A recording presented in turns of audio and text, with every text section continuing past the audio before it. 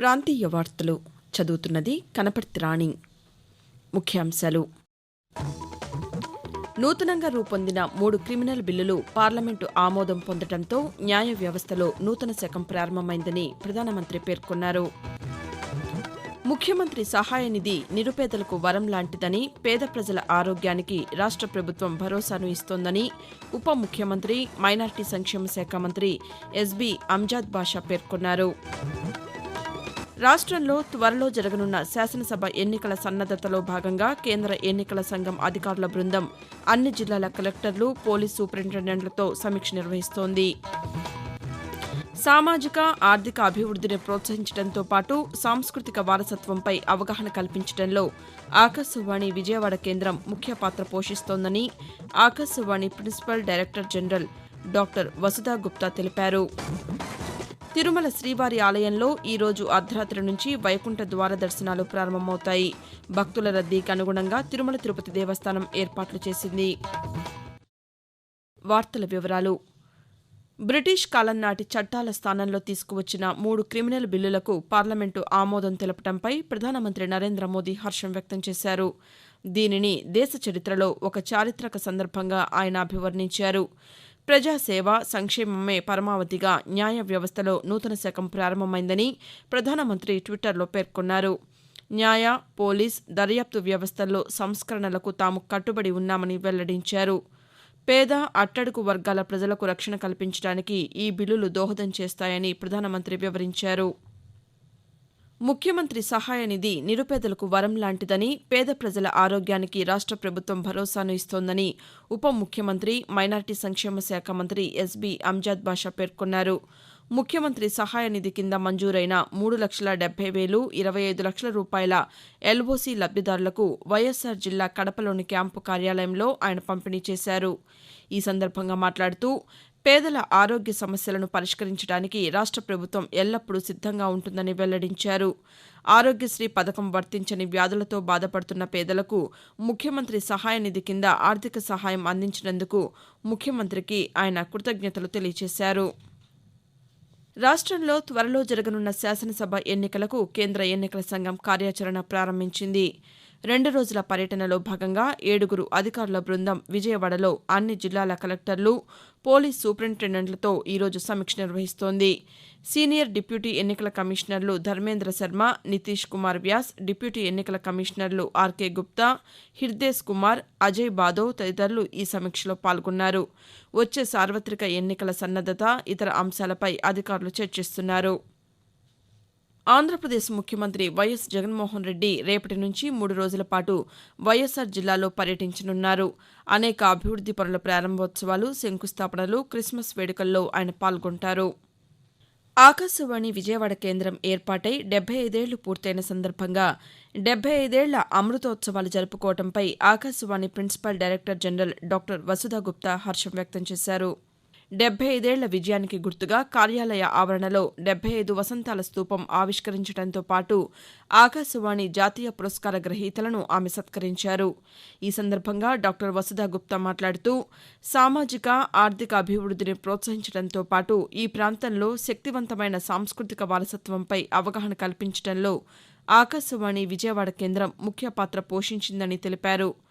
COVID-19 మహమ్మారి సమయంలో ప్రజలకు విశ్వసనీయ సమాచారాన్ని అందించడంలో ఎనలేని కృషి చేసిందని వివరించారు.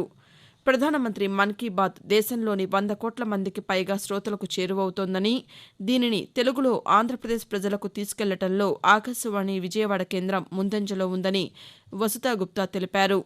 ప్రాంతీయ వార్తలు, శాస్త్రీయ సంగీతం, వ్యవసాయ కార్యక్రమాలు ఆకాశవాణి విజయవాడ కేంద్రానికి ప్రజల్లో ఎనలేని గుర్తింపు తెచ్చి ఈ కేంద్రం ప్రసారం చేసే కార్యక్రమాల జాబితాలో ప్రముఖ విభాగాలుగా మారాయని ఆమె పేర్కొన్నారు.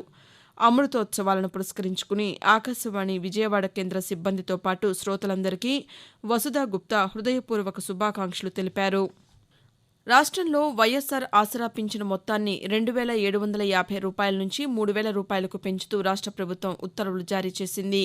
జనవరి 1వ తేదీ నుంచి పెరిగిన పింఛన్లు అర్హత కలిగిన కల్లుగీత కార్మికులకు, నేత కార్మికులకు, వృద్ధులకు, మత్స్యకారులకు, ఒంటరి మహిళలకు సచివాలయ వాలంటీర్ల ద్వారా పంపిణీ చేస్తామని పంచాయతీరాజ్ గ్రామీణాభివృద్ది శాఖ స్పష్టం చేసింది. ఆకాశవాణి ప్రాంతీయ వార్తలు వింటున్నారు. వైకుంఠ ఏకాదశి సందర్భంగా ఈరోజు అర్ధరాత్రి తిరుమల శ్రీ వెంకటేశ్వర స్వామివారి ఆలయంలో వైకుంఠ ద్వారాలు తెరుచుకోనున్నాయి. 12 గంటల నుంచి 1:45 వరకు ధనుర్మాస కైంకర్యాలు నిర్వహించిన అనంతరం ప్రముఖుల బ్రేక్ దర్శనాలు ప్రారంభమవుతాయి. ఆ తర్వాత సర్వదర్శన భక్తులను దర్శనానికి అనుమతిస్తారు. కాగా ఈరోజు స్వామివారి సర్వదర్శనానికి పరిమిత సంఖ్యలోనే భక్తులను అనుమతిస్తున్నారు. రేపు వైకుంఠ ఏకాదశిని పురస్కరించుకుని భారీ సంఖ్యలో భక్తులు తిరుమలకు చేరుకుంటున్నారు. రేపటి సర్వదర్శన టికెట్లు ఉన్న వారిని సాయంకాలం క్యూ లైన్లలోకి పంపిస్తామని తెలిపారు. మరోవైపు స్వామివారి వైకుంఠ ద్వార సర్వదర్శన టోకెన్లను టీటీడీ పంపిణీ చేస్తోంది. వికసిత భారత్ సంకల్ప యాత్ర ఆంధ్రప్రదేశ్ రాష్ట్రం డాక్టర్ బీఆర్ అంబేద్కర్ కోనసీమ జిల్లాలో విజయవంతంగా సాగుతోంది. జిల్లాలోని అమలాపురం రూరల్ మండలం జనుపల్లి, కామనగరువు, రాజోలు మండలంలోని రాజోలు, కడలి గ్రామాల్లో సదస్సులు నిర్వహించి వికసిత భారత్ సంకల్ప యాత్ర ప్రతిజ్ఞతో పాటు కేంద్ర ప్రభుత్వంలో చేస్తున్న పలు పథకాలను గ్రామీణులకు అర్థమయ్యేలా అధికారులు వివరించారు. అర్హత ఉన్న ప్రతి ఒక్కరూ కేంద్ర ప్రభుత్వ పథకాలను సద్వినియోగం చేసుకోవాలని సూచించారు. ఈ సందర్భంగా ఆయుష్మాన్ భారత్ నూతన కార్డులను లబ్దిదారులకు అందించారు. ప్రధానమంత్రి ఉజ్వల యోజనతో పాటు పలు పథకాలకు లబ్దిదారుల నుండి దరఖాస్తులను స్వీకరించారు. వ్యవసాయంలో డ్రోన్ల వినియోగంపై రైతులకు అవగాహన కల్పించారు. పీఎం కిసాన్ పథకం ద్వారా తనకు 6,000 రూపాయలు అందుతోందని, వ్యవసాయ పెట్టుబడులకు ఎంతో దోహదపడుతుందని రైతు సత్యనారాయణ ఆకాశవాణితో పేర్కొంటూ, నాకు సంవత్సరానికి 6,000 రూపాయలు నాకు వస్తుంది. అదైనా 3 తపాలుగా 2,000 చెప్పిన మనకు పడుతుంది. వ్యవసాయ నిమిత్తంలో నాకు ఉపయోగపడుతుంది. పెట్టుబడి నిమిత్తంగానే ప్రధానమంత్రి మోడీ గారికి ధన్యవాదాలు తెలుపుకుంటున్నాను. తిరుపతి జిల్లా శ్రీకాళహస్తి నియోజకవర్గంలో వికసిత్ భారత్ సంకల్ప యాత్ర విజయవంతంగా కొనసాగుతోంది. అర్హులందరికీ కేంద్ర ప్రభుత్వ పథకాలు అందాలన్న లక్ష్యంతో ప్రారంభించిన వికసిత్ భారత్ సంకల్ప యాత్రలో భాగంగా ఈ ఉదయం శ్రీకాళహస్తి మండలం చల్లపాలెం గ్రామంలో అధికారులు కేంద్ర ప్రభుత్వ పథకాలపై ప్రజలకు అవగాహన కల్పించారు. లబ్దిదారుల అభిప్రాయాలను అడిగి తెలుసుకున్నారు. తిరుపతి జిల్లా వైద్య ఆరోగ్య శాఖ ఆధ్వర్యంలో వైద్య శిబిరాన్ని ఏర్పాటు చేశారు.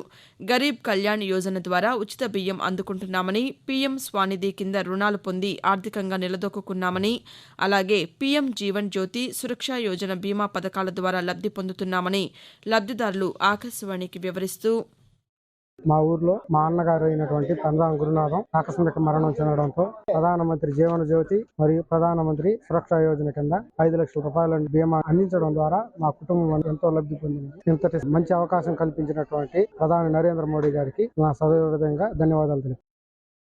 విద్యార్థుల్లో నైపుణ్యం వెలికి తీయడమే బాలోత్సవ్ లక్ష్యమని ఆంధ్రప్రదేశ్ గ్రామీణ పేదరిక నిర్మూలన సంస్థ ముఖ్య కార్యనిర్వహణాధికారి ఎండీ ఇంతియాజ్ తెలిపారు.